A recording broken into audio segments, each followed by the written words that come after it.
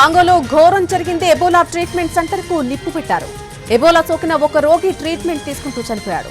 దీంతో ఆ మృతదేహాన్ని అప్పగించాలంటూ బంధువులు హాస్పిటల్ సిబ్బందితో వాగ్వాదానికి దిగారు. అయితే ఎబోలా తీవ్రతను దృష్టిలో ఉంచుకుని మృతదేహాన్ని అప్పగించబోమని హాస్పిటల్ సిబ్బంది వివరించారు. తామే అంత్యక్రియలు నిర్వహిస్తామని రోగి బంధువులకు నచ్చజెప్పే ప్రయత్నం చేశారు.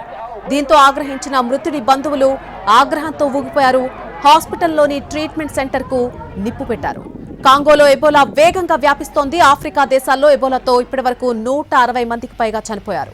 వందల సంఖ్యలో బాధితులకు చికిత్స అందిస్తున్నారు. కరోనా కంటే దారుణమైన పరిస్థితులుంటాయని అధికారులు హెచ్చరిస్తున్నారు. అప్రమత్తంగా ఉండాలని సూచిస్తున్నారు. అటు యుఎన్ కూడా హెల్త్ ఎమర్జెన్సీ ప్రకటించింది. మరొక వైపు కాంగోలో తీవ్రమవుతున్న ఎబోలాను ఎదుర్కొనేందుకు యుఎన్ $60 మిలియన్ తక్షణ సాయాన్ని విడుదల చేసింది. కాంగోకు అదనపు వైద్య సిబ్బందిని కూడా పంపించింది.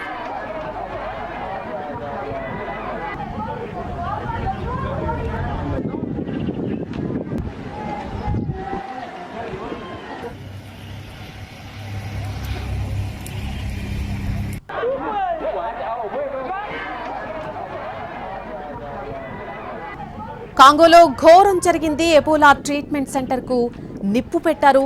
ఎబోలా సోకినటువంటి ఒక రోగి ట్రీట్మెంట్ తీసుకుంటూ చనిపోయాడు. దీంతో అతడి మృతదేహాన్ని అప్పగించాలంటూ బంధువులు హాస్పిటల్ సిబ్బందితో అక్కడ వాగ్వాదానికి దిగారు. అయితే ఎబోలా తీవ్రతను దృష్టిలో ఉంచుకుని మృతదేహాన్ని అప్పగించబోమని హాస్పిటల్ సిబ్బంది వివరించారు. తామే అంత్యక్రియలు నిర్వహిస్తామని రోగి బంధువులకు నచ్చజెప్పే ప్రయత్నం చేశారు. దీంతో ఆగ్రహించిన మృతుడి బంధువులు ఆగ్రహంతో ఊగిపోయారు. హాస్పిటల్లోని ట్రీట్మెంట్ సెంటర్ కు నిప్పు పెట్టారు. కాంగోలో ఎబోలా వేగంగా వ్యాపిస్తోంది. ఇప్పుడు ఆఫ్రికా దేశాల్లో ఎబోలాతో 160 మందికి పైగా మృతి చెందారు. వందల సంఖ్యలో బాధితులకు ఇప్పుడు అక్కడ చికిత్స అందిస్తున్నారు. కరోనా కంటే దారుణమైన పరిస్థితులుంటాయని అధికారులు హెచ్చరిస్తున్నారు. అయితే అప్రమత్తంగా ఉండాలని సూచిస్తున్నారు. అటు యుఎన్ కూడా హెల్త్ ఎమర్జెన్సీ ప్రకటించింది. మరొక వైపు కాంగోలో తీవ్రమవుతున్న ఎబోలాను ఎదుర్కొనేందుకు గాను యుఎన్ $60 మిలియన్ తక్షణ సాయాన్ని విడుదల చేసింది.